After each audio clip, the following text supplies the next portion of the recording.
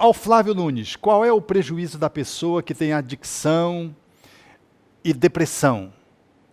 A adicção é um desafio para a nossa sociedade que se coloca efetivamente drogadita.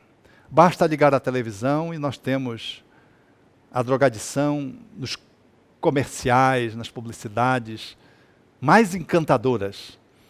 Nós temos um viés de adição. A crise que tiver não diminui o número dos bares. Há, portanto, uma carência, uma falta, há uma crise que está do narcotráfico, que vale-se de toda uma estrutura profundamente marginal ao usuário na ponta que consome as drogas e que detém dentro de si as suas carências internas, os seus conflitos, e no uso da droga tenta anestesiar, tenta preencher, tenta esquecer, tenta às vezes fugir da realidade. Esse caminho profundo que envolve a adicção, ele não traz prejuízos só corporais, ele traz prejuízos emocionais, afetivos, para a família, para a profissão, prejuízos sociais, os crimes, porque depois a pessoa vai entrando num quadro de desequilíbrio profundo e lesa às vezes a sociedade profundamente usando um carro, ou então num quadro de transtorno mais grave, num surto de cocaína, por exemplo, de abstenção. É um quadro dramático. É um quadro que solapa a nossa terra, é um quadro pandêmico, a drogadição.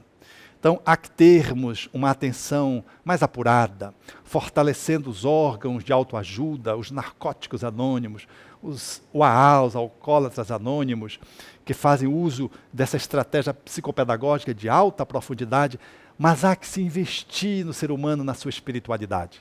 O Espiritismo é uma doutrina que nos propõe, nos desafia o autoencontro, o autoconhecimento, para fazermos o enfrentamento das nossas deficiências, das nossas crises existenciais, dos nossos conflitos familiares, a fim de não usarmos a droga como expediente para tapear aquilo que só é adiado e de que nada resolve, de que só agrava. Também nos esclarece o Espiritismo de que quando se sai do corpo na dependência química, numa overdose, por exemplo, mantém-se viciado. E passamos a parasitar o organismo social utilizando outros dependentes ou induzindo pessoas à dependência para manter a nossa dependência, a nossa adicção.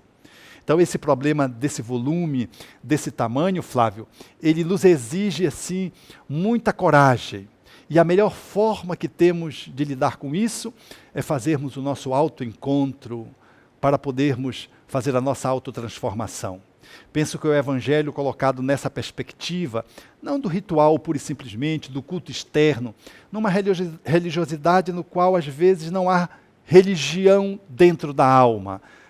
Há religião, mas não há espiritualidade. Às vezes há um culto, mas não há uma ética que seja colocada em prática. Penso que a religião, nessa perspectiva que Jesus propôs ao seu tempo, ela deverá nos favorecer a lidar com esse drama que não é só policial, que é sociológico, que é psicológico, que é antropológico, que é médico, que é da sociedade como um todo, do aparato de Estado, mas que também é das instituições religiosas, com as quais nós todos juntos haveremos de diminuir os prejuízos da dependência química. A depressão é uma outra patologia insidiosa, grave, e que também exige o atendimento médico, psicológico e espiritual conjuntamente para podermos fazer a eliminação dessa enfermidade, que também exige este olhar mais apurado. Hoje já se acolhe a depressão como uma patologia, porque antigamente achava-se que era banalidade, que era indolência, que era moleza. Hoje já se tem consciência de se dar a importância que é aquela pessoa que traz a depressão e não tratá-la com desrespeito. Oferecer-lhes o atendimento médico, mas não só médico, psicológico e também o espiritual.